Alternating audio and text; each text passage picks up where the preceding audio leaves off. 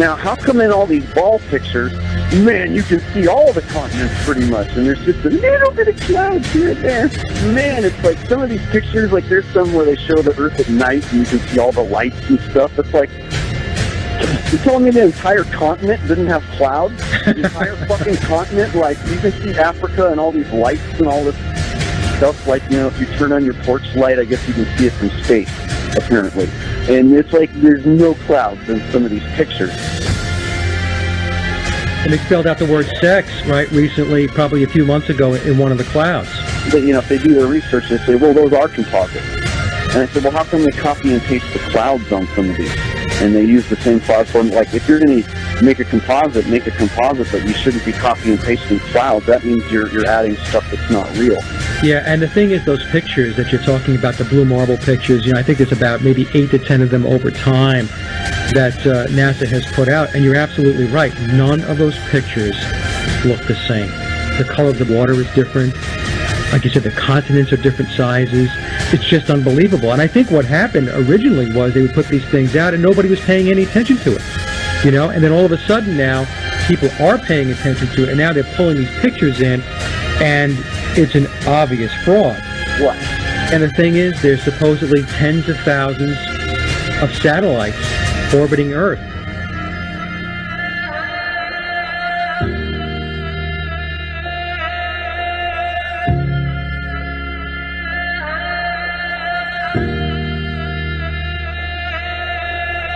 We can't get any close-ups of Earth. We can't get a view of Australia with the buildings upside down.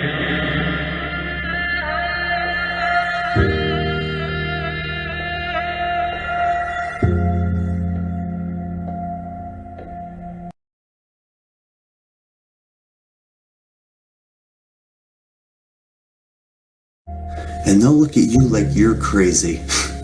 But really, you're the sane one for asking real questions.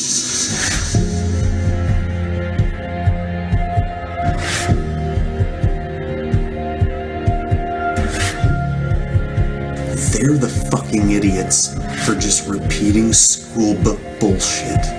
That's how it works. I was taught schoolbook bullshit in public school, and somehow I was able to break free and free my mind. You know how I did it? I watched NASA rockets explode a bunch of times.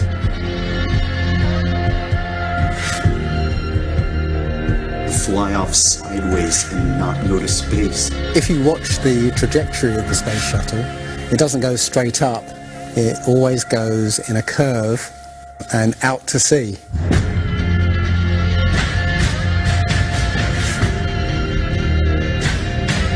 The point is, they actually go horizontal. The space shuttle goes horizontal. It never goes any further up. It goes horizontal, very, very low down in the atmosphere.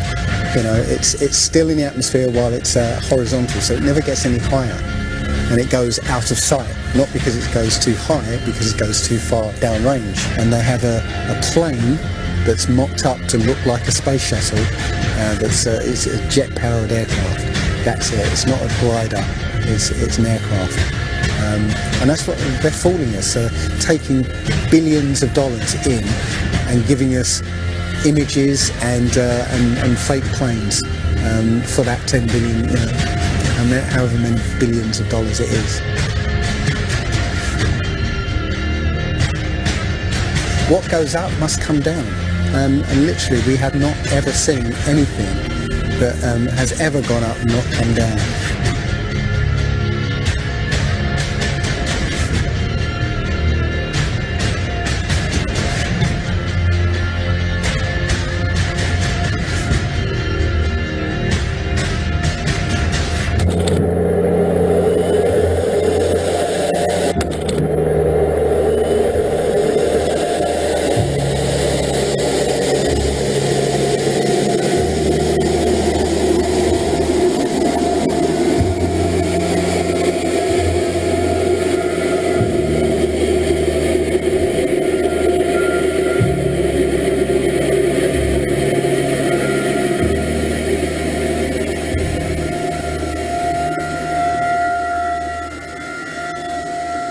One thing I really want your generation to embrace is that the Earth is a closed system.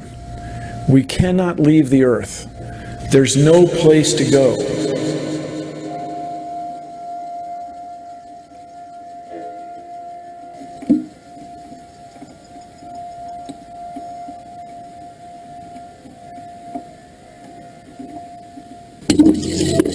Rockets don't have brakes.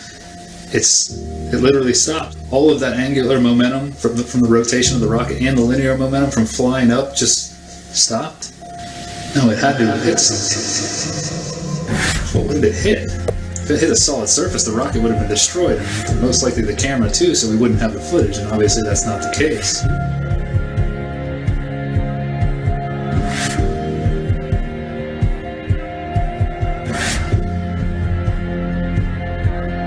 Kicks and deals. It's a long fly ball going back, and the ball shatters the sky, bringing the ocean itself down into the stadium. Oh, Simpson just broke this dream's reality wide open. I know we have still not shattered that highest and hardest glass ceiling, but someday someone will, and hopefully sooner than we might think right now.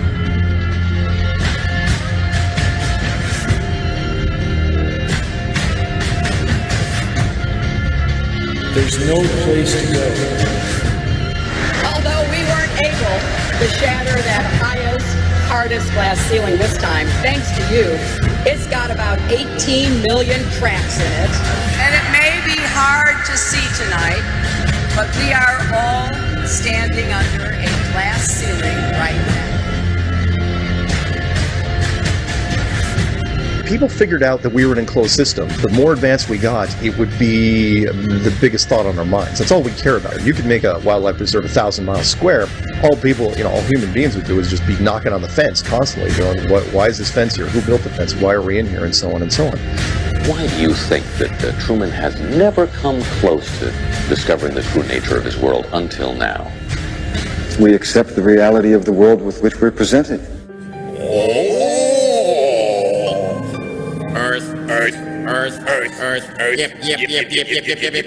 Earth, yep, Earth, yep, Earth.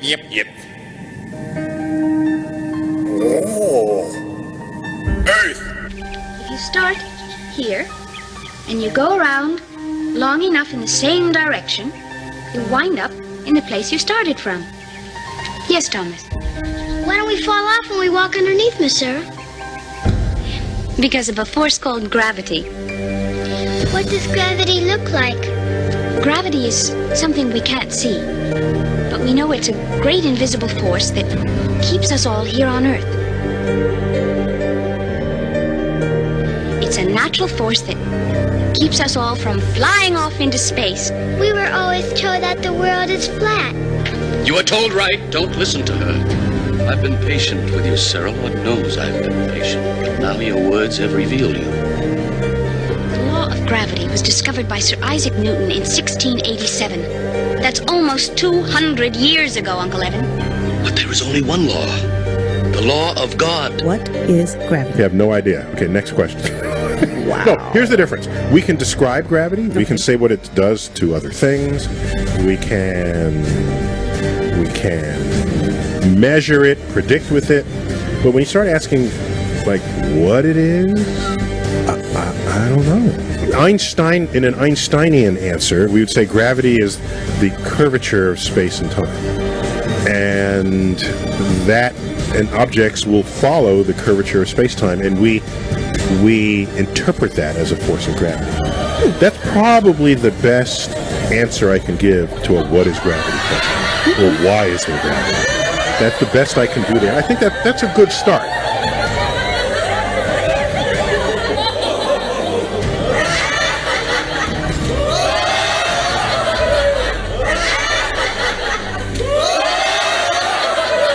The world is round. What? You know how everybody believes the world is flat, like a pancake? Well, they're all wrong. The world is actually round, like an orange. The world is an orange. And And, well, that's it. It's a great idea. It's one of my best ones. Yeah, but what kind of orange? Is it a navel or a juicer? What? Look, just sleep on it. In the morning, the idea will come to you again, and you won't even remember where you got it. Get it? Got it. Good. I must say, I really thought you'd catch on to this a little quicker, Copernicus. What? My name's not Copernicus. I'm Charlene Sinclair. You're not Copernicus? This isn't 16th century Poland? Oh boy, I screwed up. How do you brainwash? You repeat the same thing over and over again. You know if somebody's resisting the concept, if you keep fucking repeating it, they'll incorporate it in their brain. Since you were a kid, you've seen it, but you've never seen it from that point of view. But your brain has three-dimensionalized. Oh yeah, that's the Earth. How? Through repetition. Well, let's just all get on our hands and knees and wait for a scientist or an astronaut to come along, or Neil deGrasse Tyson to come along and bestow upon us their knowledge. Now, as you can see, this is the evolution meter, and I've put God, the creator of everything, on the right side, and evolution on the left. I won't change my mind, because I don't have to, because I'm an American. I'm dug in, and I'll never change. Mac, look, you're wasting our time. You're not going to get us to not believe in evolution. And why is that? Because the smartest scientists in the entire world all agree that it's real. I'm glad you brought that up. Mr. Reynolds, these were all the smartest scientists. Only problem is, they kept being wrong! This is insane, you fool! I'm a fool because I have more faith in the saints that wrote the Bible? Yeah, because you just read the words of a bunch of guys that you never met, and you just take it on faith that everything they wrote was true. And what makes you think what your scientists are writing is any more truer than my saints? Because there are volumes of proven data, numbers, figures. Have you poured through the data yourself? The numbers, the figures? Well, no. No. Oh, interesting. So let me get this straight, Mr. Reynolds. You get your information from a book written by men you've never met. And you take their words as truth, based on a willingness to believe, a desire to accept, a leap of, dare I say it, faith? Come on. Look, I mean, I don't even know how I'm supposed to respond to that. Like, come on. I rest my case. Matter tells space how to curve. Space tell... Did I get that right? The science community is ignoring a lot of the things that we're looking at, and so normal people are going out and doing experiments. And one of the experiments has turned up an amazing fact that we've not been told, and it destroys the whole idea of this heliocentric system, and that is the moon. Now you can actually measure the temperature of the moonlight next to the temperature of the shade of the moonlight, and you'll find the moonlight is colder than the shade, the opposite from the sun. So the moon is throwing out its own light, and that light is the opposite from the sun. Now, that tells you that it's not reflecting the sun's light. It's producing its own, and its light is different from the sun's. So, you know, the scientific community have not told us this, because they won't tell us this, because it destroys this idea that the sun is lighting up the moon. Everyone knows, like, if you're in sunlight, it's colder in the shade, right? So if it's 100 degrees in the sun, it's 90 degrees in the shade.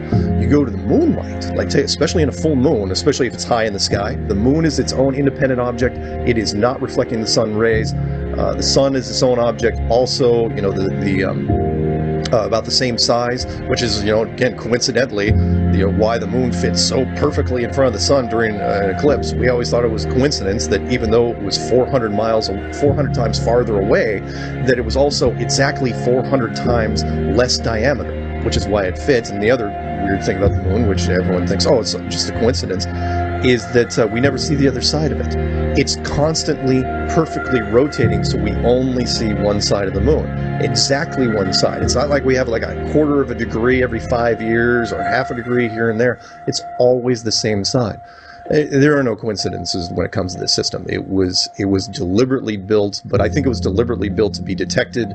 And I think we were naturally supposed to figure this thing out maybe as late as the 1970s, but the government figured it out first, and they have been spending a heck of a lot of money trying to keep it a secret.